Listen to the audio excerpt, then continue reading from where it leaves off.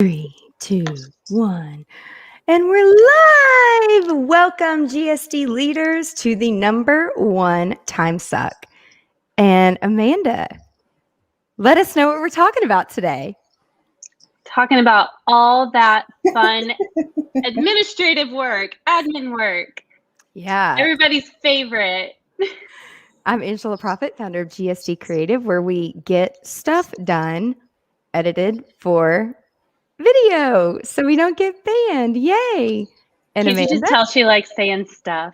I can't stand it. It's so not me. Are we doing intros? Yeah. I'm Amanda, and I am a GSD queen. Queen. As I was told to put in my little name tag here.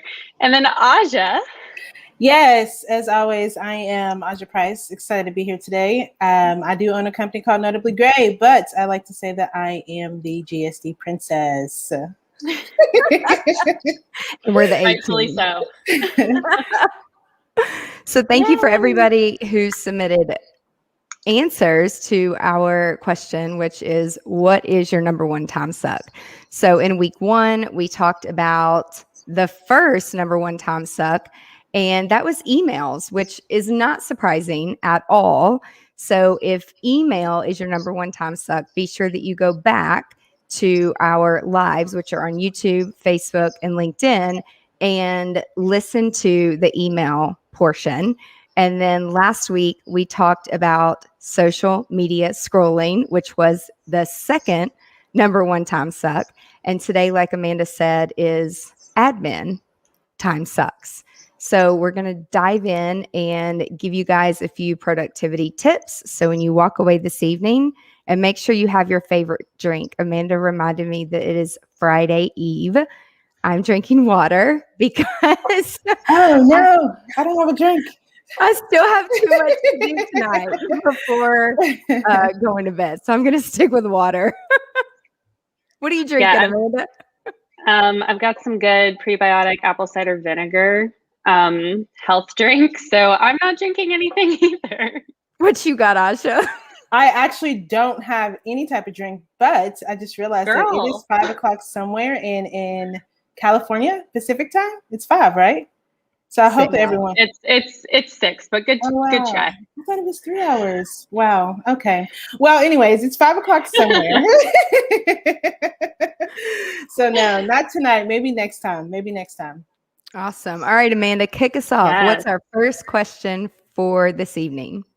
All right. So we got a lot of, I don't know if pain points is the right word. I feel like it's a pain point for everyone. All the administrative work. I think everybody, loves to be active in their business and be doing all the things. But when it comes to sitting down and doing the stuff that has to be done, it's not fun. No. So Natasha, Rich, Robert, Nicole, and Jim all told us admin work is their number one time suck. So paperwork. Let's start with paperwork. How do we feel about paper? Not. No. No. Why are you guys using paper? That's my first question. So out of all the apps that we use, what can you guys think of where we would have to use paper? So first step, contracts. We use HelloSign or DocuSign, and that's kind of the first step. But where do you put that? We put that in Dropbox because it's a hard copy. I kind of really jumped in there. So yeah. Any other suggestions on paper? Also, if you're doing any purchase orders or anything like that,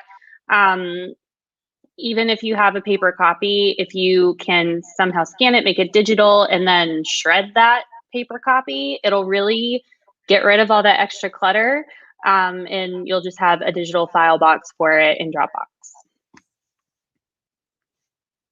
I was just being quiet over there. What about your paper? No, I'm like trying to make sure that my phone's turned all the way down. Okay, so when I think about my journey and like what I used paper for, there were several things.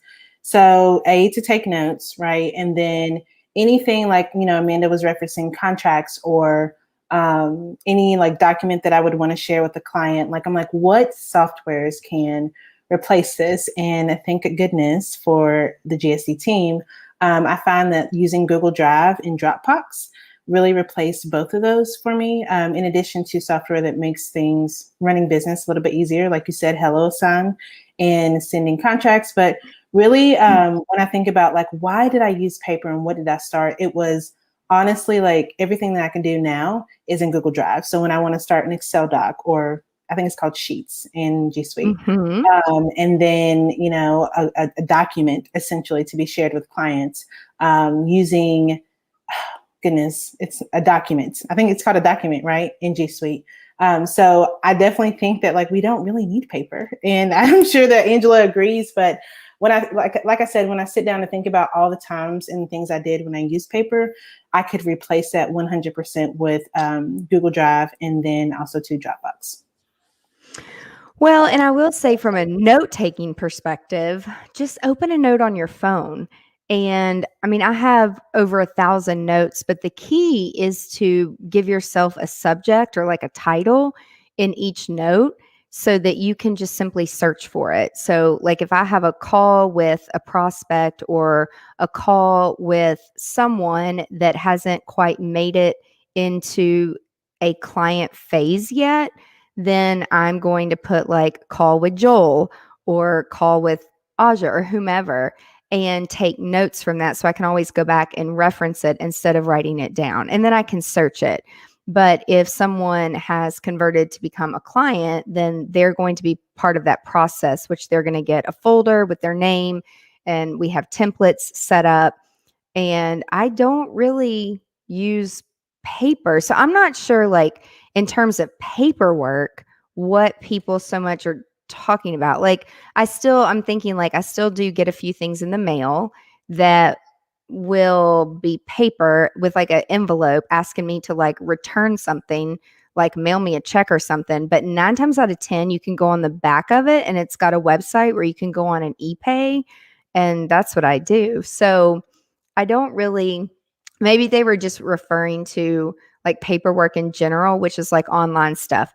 The other thing I will say is when people send us stuff to sign and they're like, please print, scan, or please print, sign, and scan back to us. I'm like, nah, if you have an iPhone, you can open that attachment on your phone, sign it with your finger, and then hit the little box with the arrow in the upper right-hand corner, and then it's going to email that person back that document with your signature.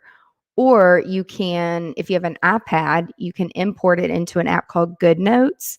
I think it's like a $7 app, but I love it because it does make you feel like if you love to write things down and like use the little Apple Pencil, it does give you that feeling, or gives me that feeling of like, I marked it off, I'm done kind of thing. So there are apps like that you can pull things into and still like write on them.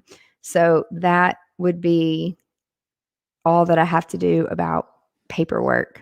I don't know. I don't have do paperwork anymore. I agree. And there is something that I want to share. So several things. I don't know if this particular question was more for of like a e-filing, because I know that like it's really easy to just like start those documents. And then like when you go back, I'm like, oh wow, like I don't even know what happened to my home drive, but it is so messy. So I don't know like if the question is, and Angela, I would love to hear your insight on this as far as like a process for organizing those e-files and documents, like once you start them, because I know that can be kind of overwhelming. But then another thing too, which I cannot believe I have not shared yet, Rocketbook, which I think I told Angela about this. And if you all have ever heard of it, it's a smart notebook.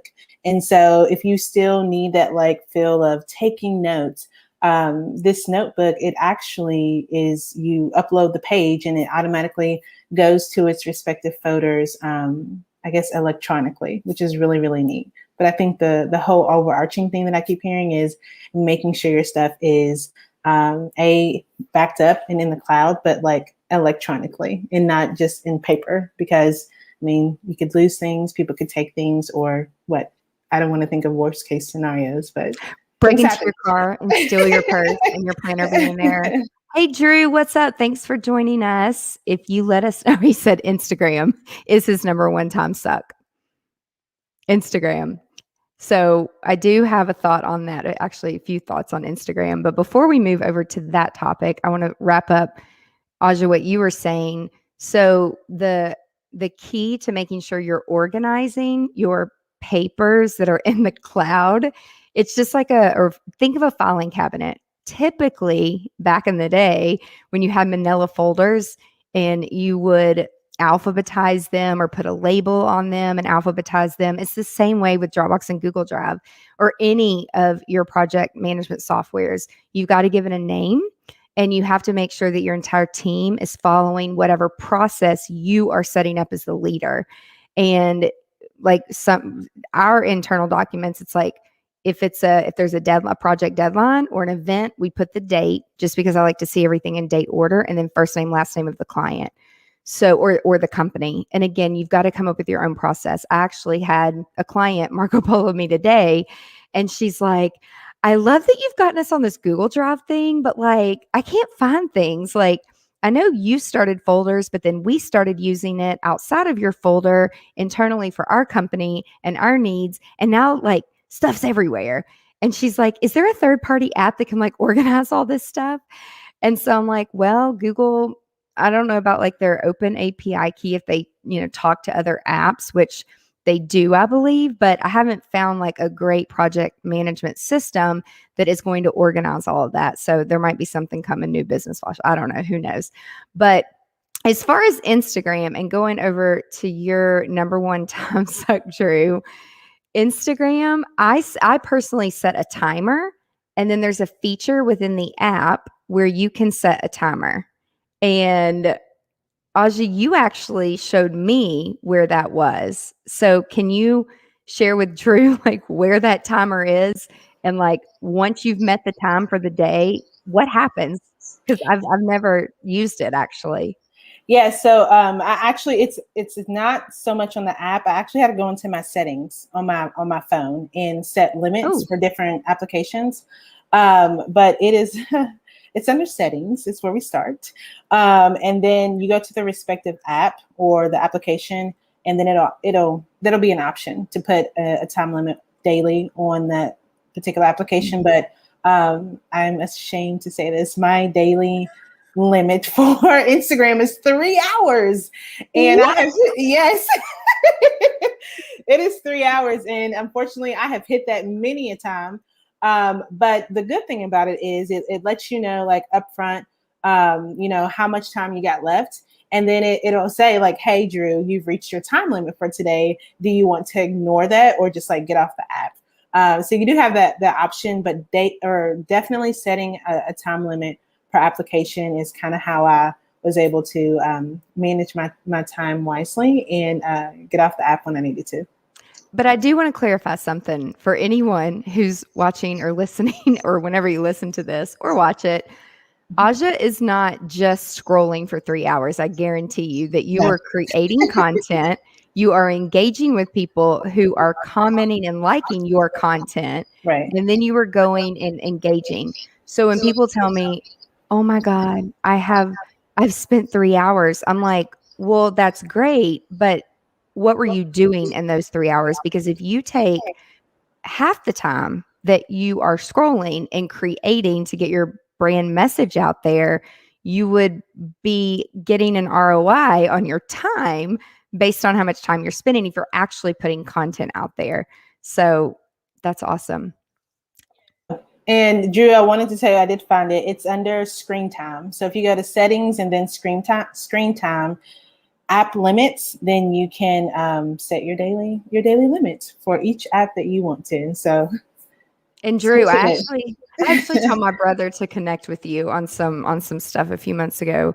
Robert Young, I don't know if he ever did, but side note. Anyway, Amanda, what's our next question?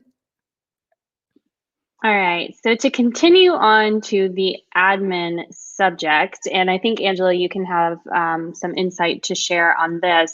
Bookkeeping, taxes, financial stuff. I know it's a big, broad subject, but what high points tips and tricks do you have? Any fun stories to share? I'm dying. Number one, outsource that shit. Outsource that stuff. So the first thing is, if you're a small business, and I don't care how small you are, okay?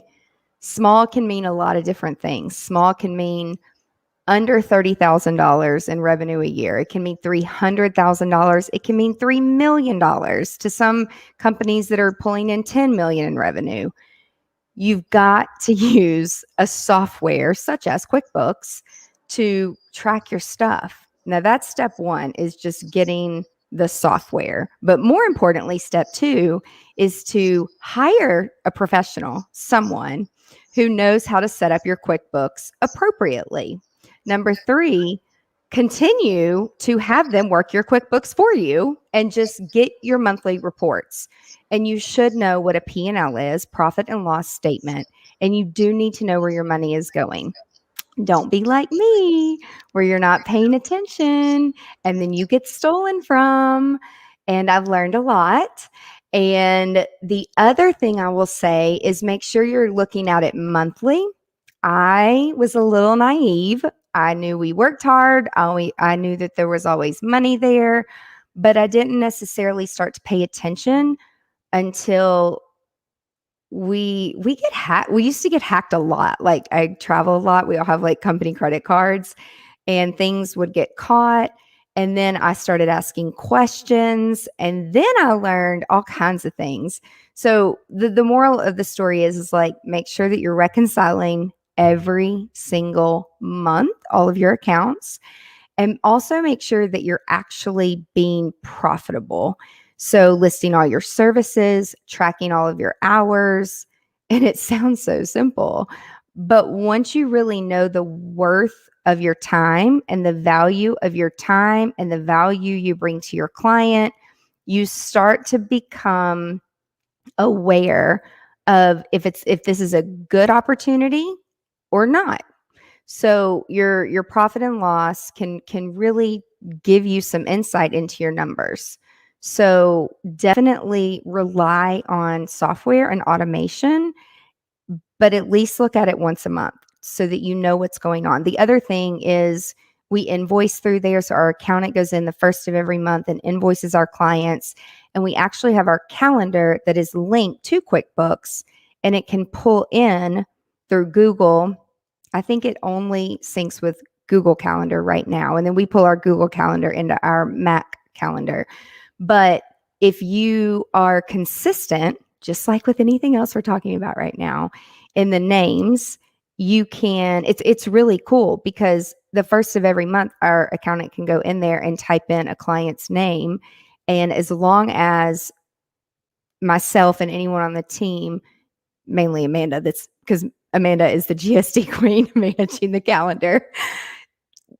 If you put it in the same way every single time, then you can search that in the invoice and then it pulls all the hours in. So it's very effective, and you just have to set it up once. It's really awesome. Aja, you have any thoughts? Yes, I do. And for the small business owners out there who don't have, when you're just really starting out and don't have as a robust budget, is what I'll say. I just remember like reading and just like from all the mentors that I've worked with, the first thing to invest in when you do have the opportunity to outsource 100% an accountant. And there are some teams out there, accounting firms, that you don't necessarily need monthly. But maybe you put them on for a one-time thing to kind of file your things at the end when you need to file them or when you need to start up. But there are some really great accounting firms out there that will teach you basically how to do it yourself and what to look for monthly and how to reconcile some of those things monthly. That's how I started. It was not fun. I'm just going to keep it real with you. It was not fun at all. But it allowed me, this is the best way I can say it. I had more appreciation for where I was spending my money, where everything was going, what was coming in. And then at the end of the year, I just had someone just to kind of go back and triple check and quadruple check to make sure that I was doing everything okay. So I definitely would recommend, once you have the opportunity to really outsource that accounting piece, because as we've learned, filing and numbers and making sure that everything is just in alignment is very important to your business, especially if you want to remain client to even own a business. So, yeah, and then the whole tax portion thing, yep. again, outsource that. For the first few years that I was in business, y'all, I went to the library because there was this group of retired CPAs that did other people's taxes for fun. I don't understand that, but it was fun for them. And I remember I maybe it was long, like year 4 or 5, and the gentleman, I had all my papers neatly filed. This was way before we could be paperless with the IRS. And he's like, honey, I think you need to hire like a professional. I mean, this is like personal and too much business stuff. And it just so happened that I was in a networking group called TWEZA, Tennessee Wedding Event Specialists Association. And there was a speaker there named Michael, and he just happened to be a CPA. So I went up to him afterwards and I'm like, hey, can you do my stuff? Like if I just bring you all these papers. And his company, I mean, they were my accounting firm for 16 years. So it's really, really important to make sure that you find the right people. And also, too, the laws change every year. And as I get older, more experienced, there's new services that continue to come up. For example, 3 years ago, influencer marketing, affiliate marketing, some of these gray areas that you might think someone is just a lifestyle blogger and it looks so much fun. And I'm sure it is fun, but it also is a business.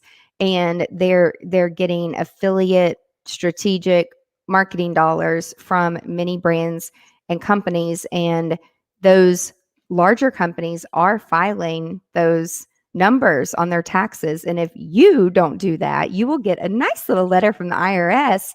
And sometimes it comes certified mail where you have to sign for it. And how do I know these things? Because it's happened to me. So take my word for it. Like the IRS doesn't take back like, oh, you didn't know? Okay, you get a get out of jail. I didn't go to jail, but like a hall pass kind of thing. No, you get a big fat fine. So having someone who's keeping up with those laws so that you don't find yourself, not that it's the end of the world. It's just, as a business owner, like I want to do the right thing, but I didn't know. And if someone doesn't tell me, then how the heck am I supposed to know there's a new law in place? Oh, and when the, what is it called? Like presidency and the House and like all the political stuff changes over, like that changes things too. So it's just really important to stay on top of that. Now, you as a business owner, you have enough to worry about. So that's why I'm saying like outsource it to someone. And if you think you can't afford it, at least 1 or 2 times a year, just don't eat for about a week or don't go to Starbucks 3 times in a week. That's what I meant. I didn't mean don't eat anything. We're not encouraging people to not eat. And the most important thing to a business owner is wellness. Self-care. Yes. Make sure that you do eat, but you could probably cut back on the Starbucks like Angela said. But I think those are all great things. If you want to know more about financial tips, we have a great podcast that released this week with Jerry Detweiler. It released this past Tuesday. I don't remember what date that was, but if you look up Business Unveiled on iTunes or go to our website, angelaproffitt.com, you can see our podcast tab and you will be able to listen to that episode. So Melanie Jacobs had a great question for us. She said, hi, Melanie, first off. Hi, Melanie. She said, one of my time sucks is doing the same emails over and over for events and clients, and I need to learn automation and funnels. Yes, automation and funnels is great. Another tip or trick that we have, Angela started realizing that people were asking the same questions over and over, which means typing out the same email over and over, and decided, why don't we just post it on our blog and host it on our website? So for those frequently asked questions, those FAQs, you can make an FAQ section on your site, or you can create them into blog postings on your site, which can then be made into content for your social media. So that time suck kind of turns into a great thing for your blog and SEO purposes. If anyone wants to elaborate on that.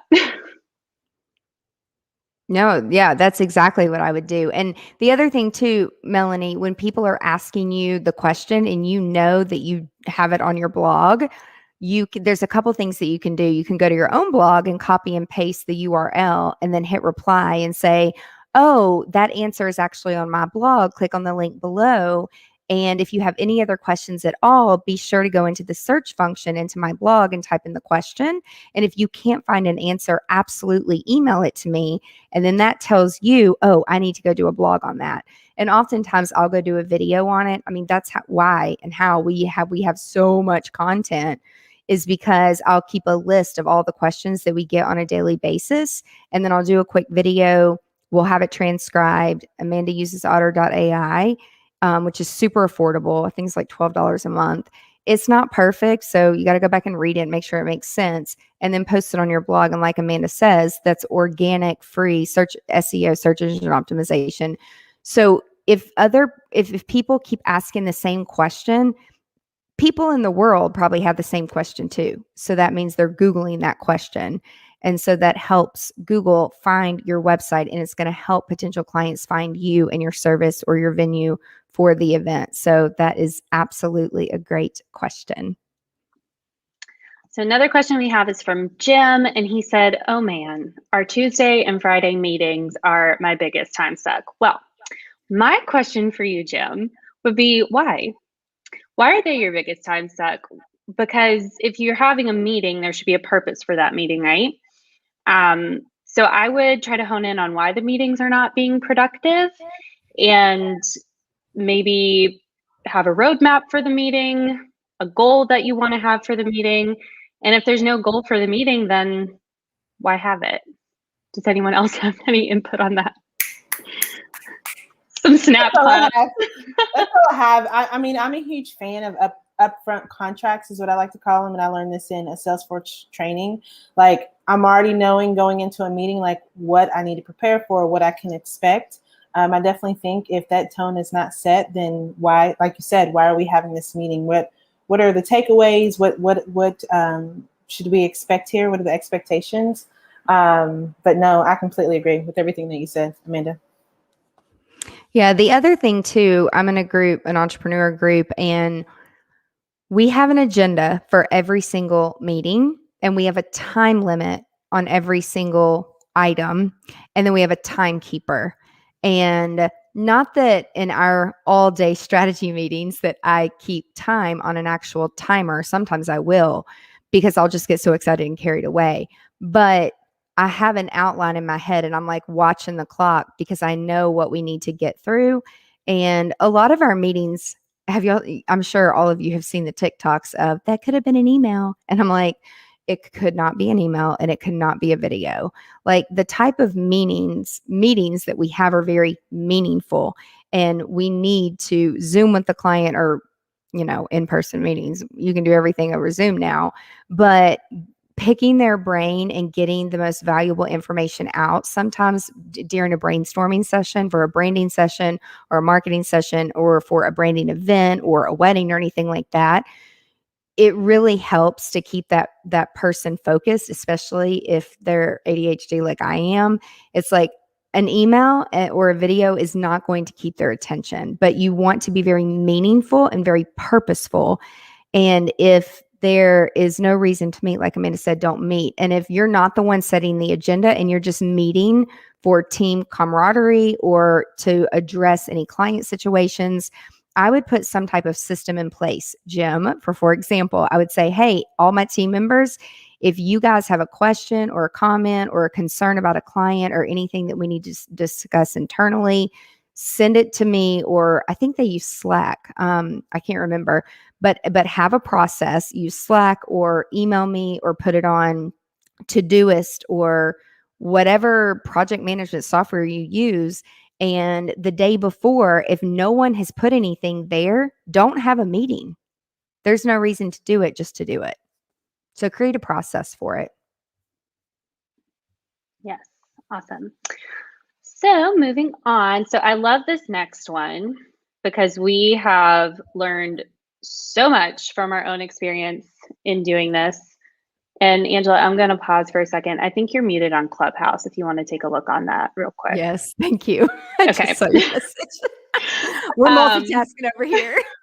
So I'll make sure people can hear you. But we've learned and experienced a lot of this ourselves in the past few years with our podcast. And so having a process, and he didn't really have a question, but one of his time sucks is auditioning for acting and speaking engagements and also podcast guest spots. So having a process for doing that so that you don't have to fill out all the stuff every time, all that good stuff. Take it away, Angela. So we have a playlist in YouTube, and there are public playlists and there are unlisted playlists or private playlists where you can supply the links to people. So for example, we have a podcast playlist with samples where I'm interviewing people on my own podcast. I have solo podcasts where it's just me talking to our GSD community. And then it is me as a guest on other people's podcasts. And then we have a speaking, and then we have a virtual event playlist. So depending on what people are looking for, I have a playlist for everything. And if you're a new speaker or if you're a new actor or whatever it may be, you want to keep up with all of the things that you actually do that turn into, even if it's a free gig that you're doing. I mean, I still to this day do some things not for free, but I don't necessarily have a speaking fee if they're going to purchase one of my courses or one of my books. For all of the people in the audience, depending on what the audience needs are, as long as that is going to cover my daily fee of me being out of the office, it doesn't matter where it comes from. So you really want to start keeping up with what are you doing and how are you spending your time. And so you should have access to all of the recordings if you're on a podcast, or if you are doing videos to put yourself out there as an actor or actress. Keep up with those on, even again, you can make it unlisted or private on YouTube. When you're submitting those videos, keep up with those videos and build a playlist. And then a year will pass by and you'll blink your eyes and be like, holy cow, I've been on 40 podcasts and submitted 28 videos. I mean, it really does add up. We actually keep up with it on the back end of WordPress because people will say, where have you spoken before? Or what companies have you spoken for? And so every time I go and speak, Amanda will go in on the back end and put the logo, what the title was, and who I was speaking to. And there will come a point one day where you're like, what was that group? and if you really start to do it again professionally, it's hard to remember every single itty bitty little thing. So you definitely want to keep up with that yourself so then you can go and share it with others. You can also put together a one sheet and just make it a PDF. And again, we put it on the back end of WordPress, so we can always send that link to people. You can send them a Dropbox link or a Google Drive link. So anything that you guys are having to do over and over and over, create a process. Stop what you're doing. And if somebody asks you more than 2 times, that means someone is going to ask you again. So make the time, put it on your calendar, even if it's a Saturday or a Sunday. It doesn't have to be right in that moment. But if you will stop and create something for an hour, think of how many hours it's going to save you long term. So that is a great question. Aja, do you have any tips? I would say I just kind of mirror that. I would definitely say, first of all, the question I would want to know is, like when you're going and applying to be on these podcasts, and then I think you said acting, if they are asking the same question or asking you to provide, like, I don't know, for example, some type of welcome video or introduction video about yourself, I think definitely even having like something electronically to where they can land. So maybe like a landing page. There are free platforms out there where you don't have to pay to build out something very robust. But I would encourage you to keep all of that electronically. And then another thing that I know we haven't really touched on, Angela, is whatever you do, as far as like if you are sending the same introduction video to multiple different people, making sure that it is evergreen and you don't have a specific time or date, or you're not saying a specific company, if you can do that. I don't know how personalized it needs to be, but I would just kind of keep those things in mind when you're continuously sending out, I guess, multiple introduction pieces to different people.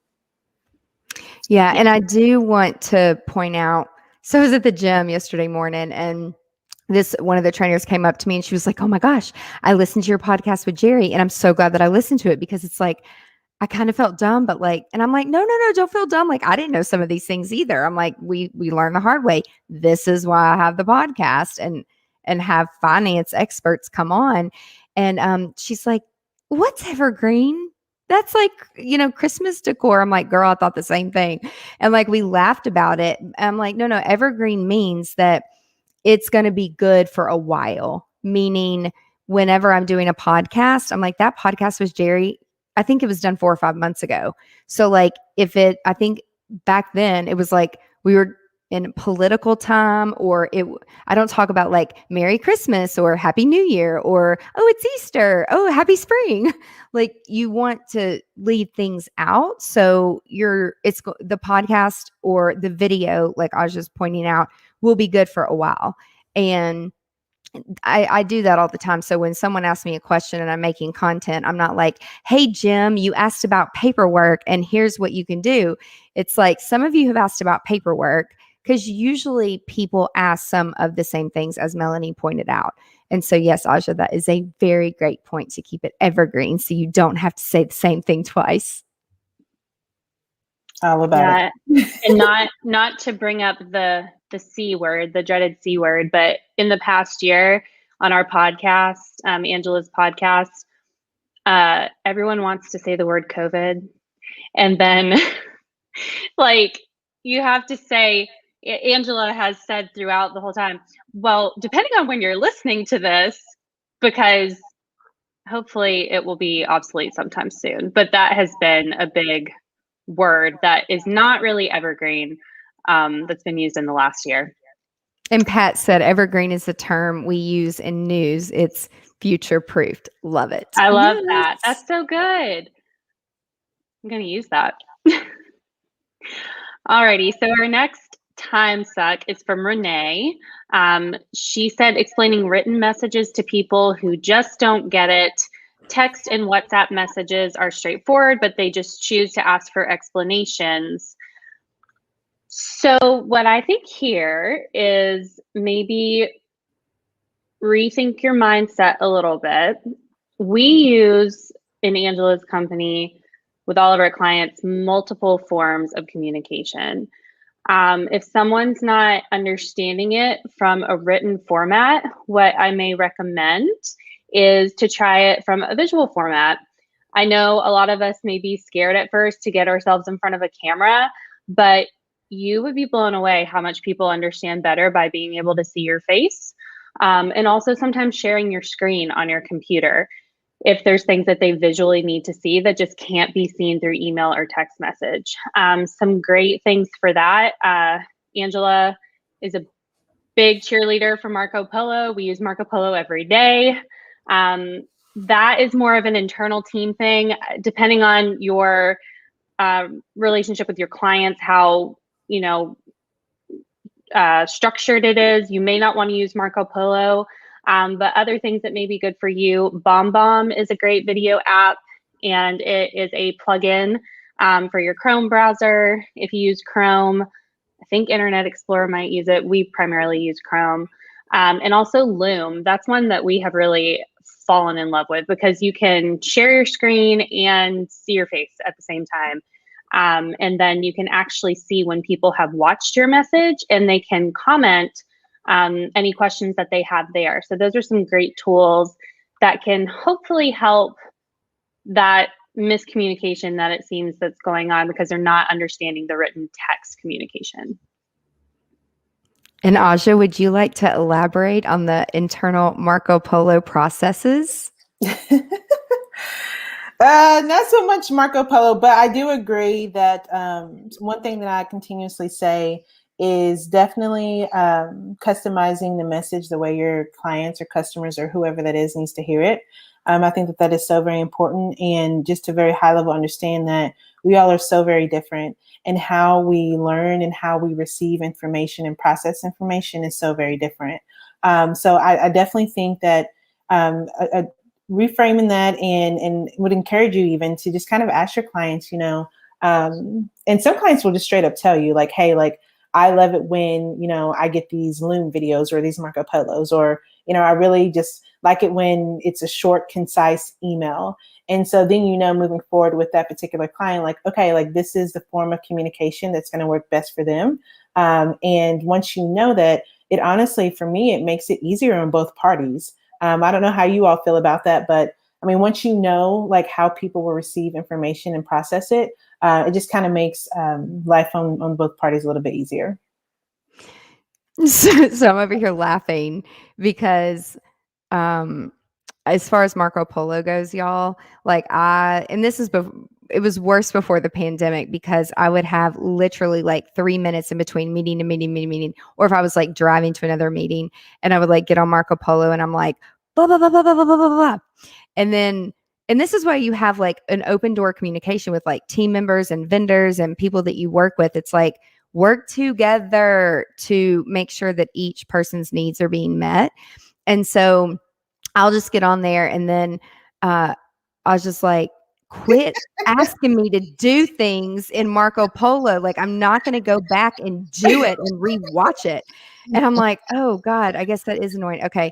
So I use Marco Polo to further clarify or give an explanation, or I'll put it on our Todoist app or like in our project management system. And then I'll put in parentheses, like, see my Marco Polo on 3:15 at 4:30.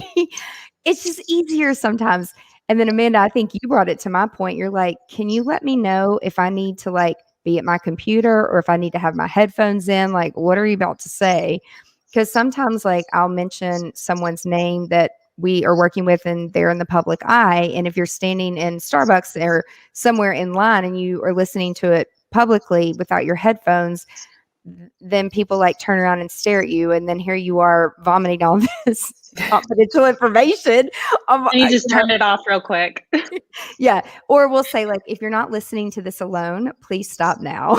So you want to outline the expectation for what people are about to hear. And so I'll say, hey, this is really important. It's time sensitive. Or, hey, these are some things that need to get followed up on tomorrow. Make sure you're at your computer or you're not driving. And make sure you had have your headphones in, or make sure you're listening to this alone. So let people know like what they're about to see or hear. And then I also preface like, this is not going to be a kid friendly Marco Polo, because oftentimes there are people like my mother and my brother, and there's like kids around all the time. And I'm like, please don't listen to this around the kids because I'm probably going to say a few cuss words. So, just let people know like set them up for success when you are sending them a video. Okay. What's the next question? Such great tips. Okay, so next one, Monica, one of her biggest time sucks is data gathering for marketing. And I feel like this is a multifaceted answer. But Aja, I feel like this would be a great one for you to take on. Just what are your thoughts on data gathering? Yeah. I definitely think I'd start with, first off, it's a lot, girl. I feel you. But there's many things to this. So I'm sorry, I'm like distracted by the.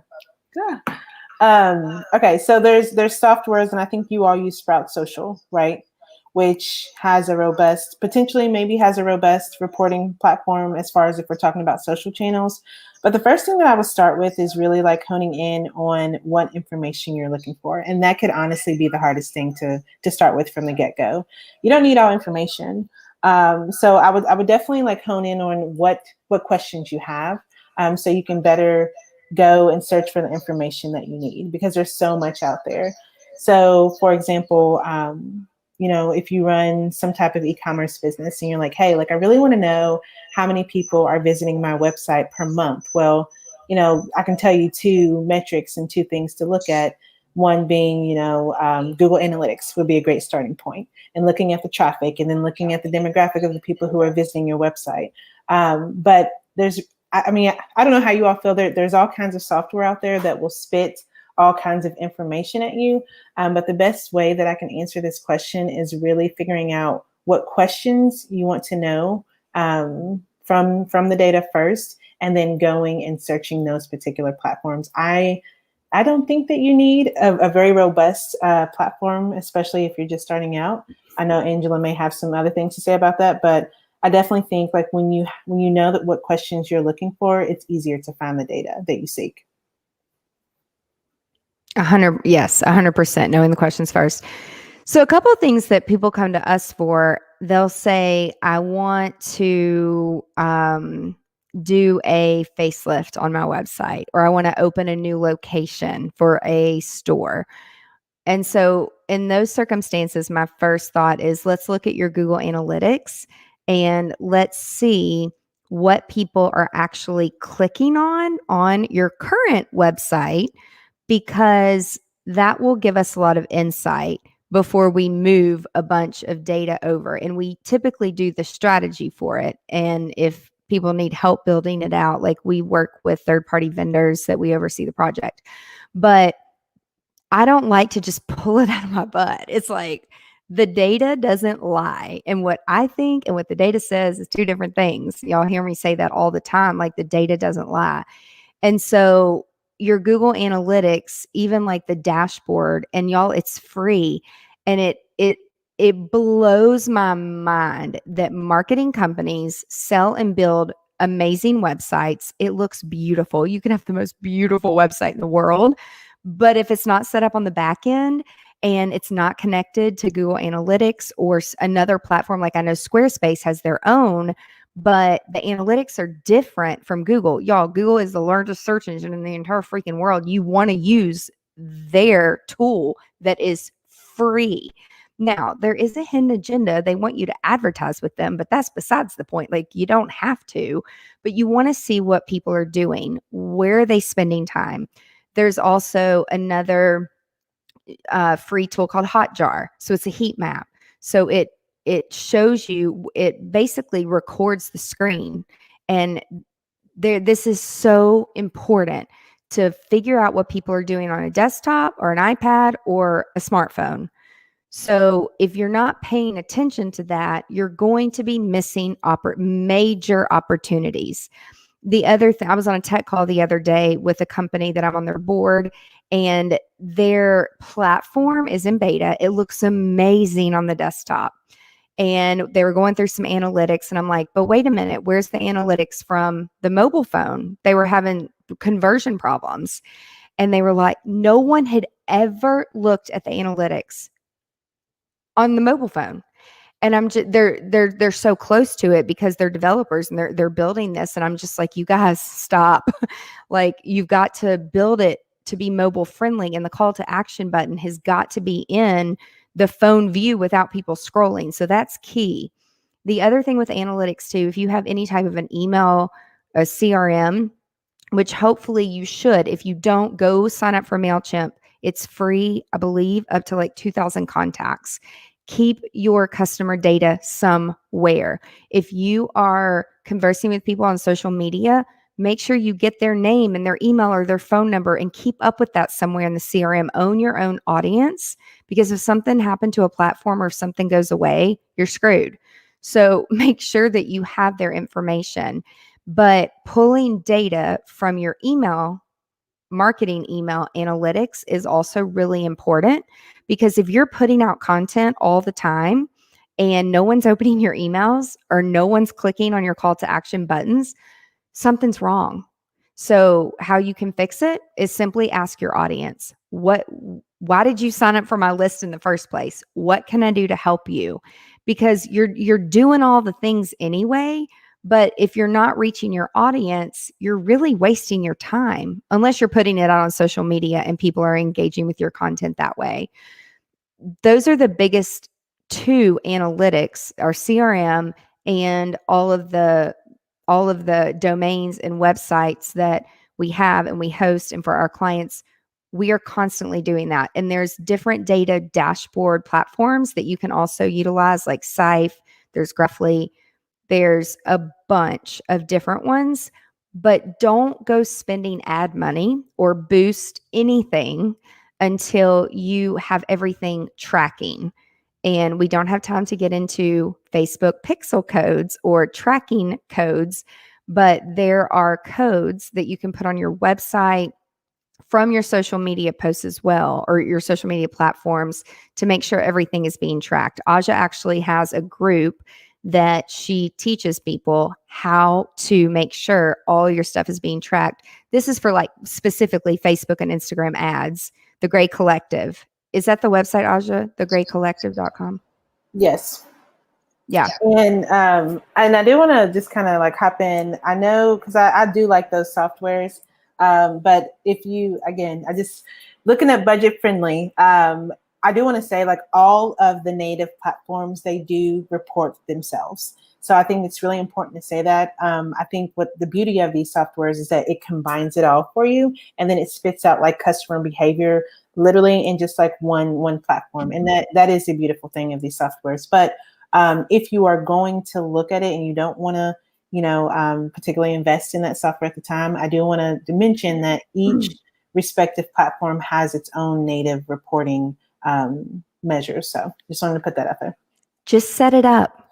Just set it up. Yes. And that's the other thing. Like, again, if you're going to be spending money and dollars, make sure that you are looking at the data and looking at the analytics. And y'all, listen, today we are talking about stuff that is not fun. Like, we get it. But when you start to look at your analytics and you start to make business decisions and where to spend your marketing dollars based on data, and it starts to work, analytics become real fun, real fast. Yes, real fast. What's next, Amanda? I want to see analytics everywhere. Alrighty. Well, I know that our time is coming quickly to a close. So the last time suck, and then I have a success to share. The last time suck is from Trey, and he said that his biggest time suck is sleeping. And I can say that's probably a lot of people's big time suck, but sleep is so important. You cannot operate at your best and present your best self to anyone, including yourself, if you do not take care of yourself and get sleep, and also eat, as we mentioned earlier in the video. Wellness is the theme of this topic today. Oh, goodness. Ange, do you want to take that? So you're laughing because in my 20s and in my 30s, early 30s, I'm like, I'll sleep when I die. I don't need to sleep. Y'all, I would stay up probably there were some nights, 3 nights in a row, because I was a workaholic. When you love what you do, it's easy to stay up. Adrenaline keeps you going. It was not healthy. It was horrible. It's like I never could shut my brain off.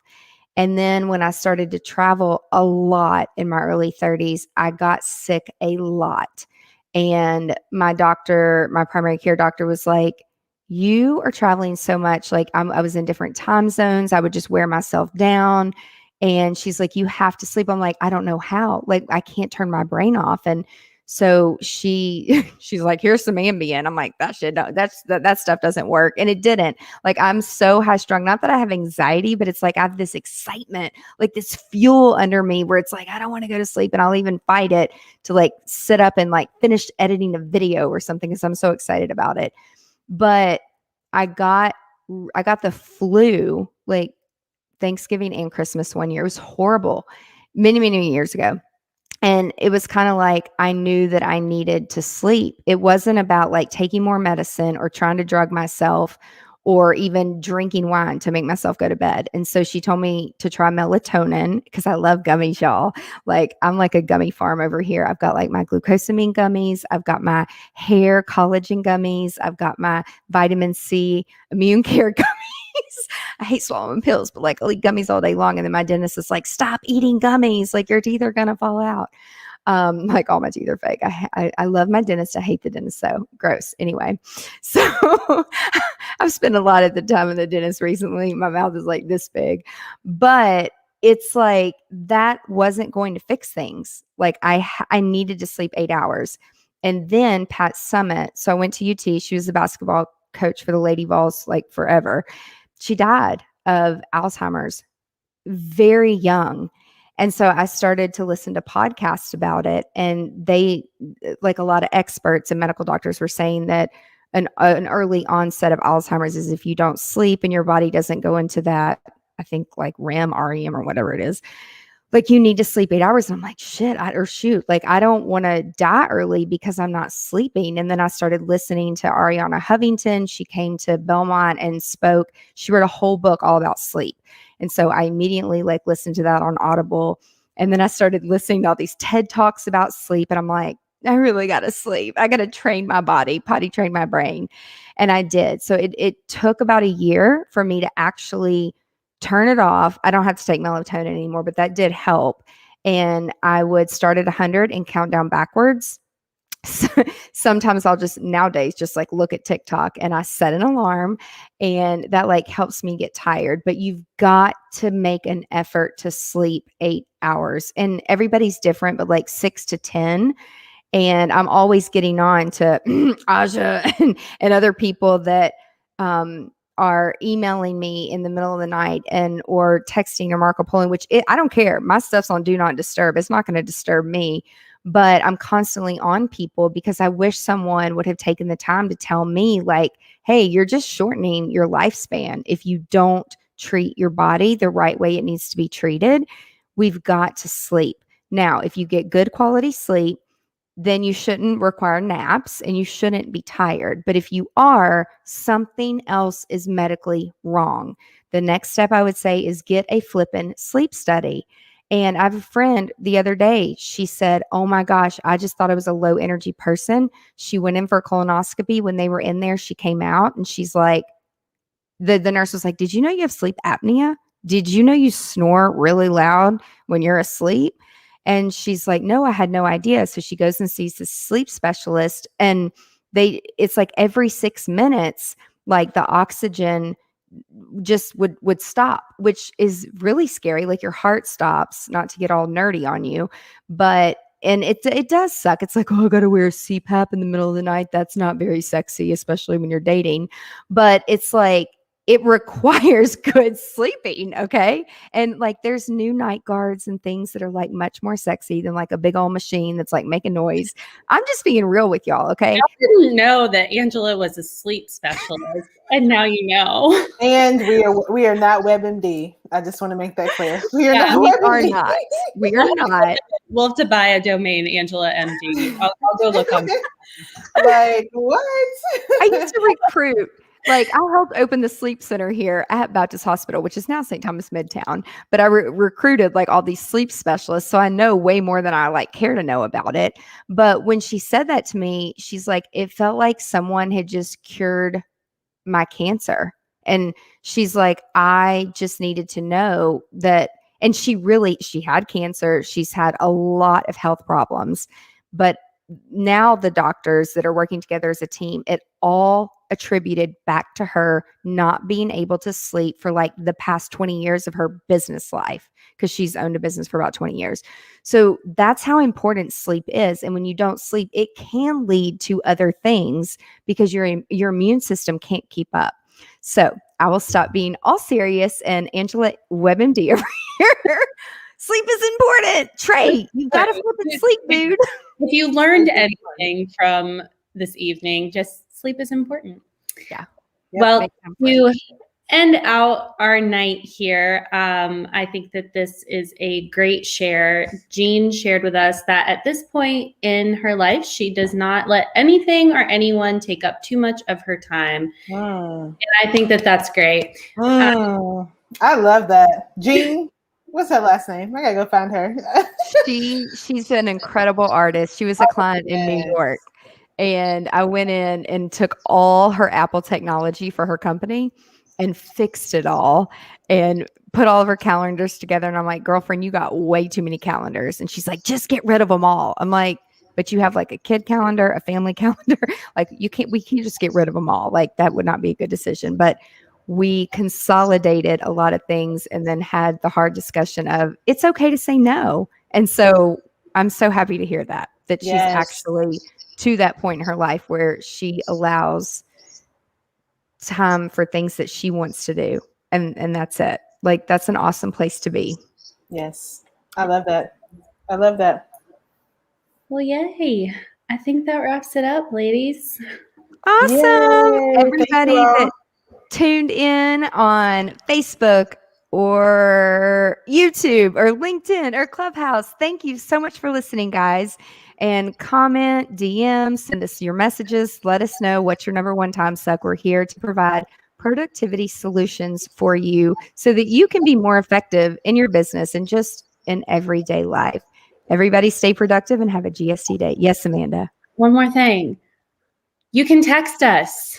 Oh, yes, we have a new text number. Rhonda, what's up? She said, thank you. Sleep is self-care. Yes, give everybody our text number. Yes, text us your number one time suck. 615-527-8755. We need to create a jingle so we can 615, what is it? 5. What is it? 615-527-8755. Okay, I got it.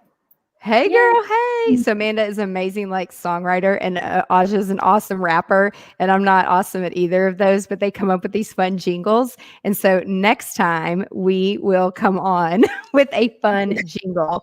So that is our phone number for our new GSD text community. And we are so excited. And thank you, Amanda, for sharing that. Of course. Well, yay. Peace, Awesome. y'all. Bye, Have a y'all. great night. Bye. Bye.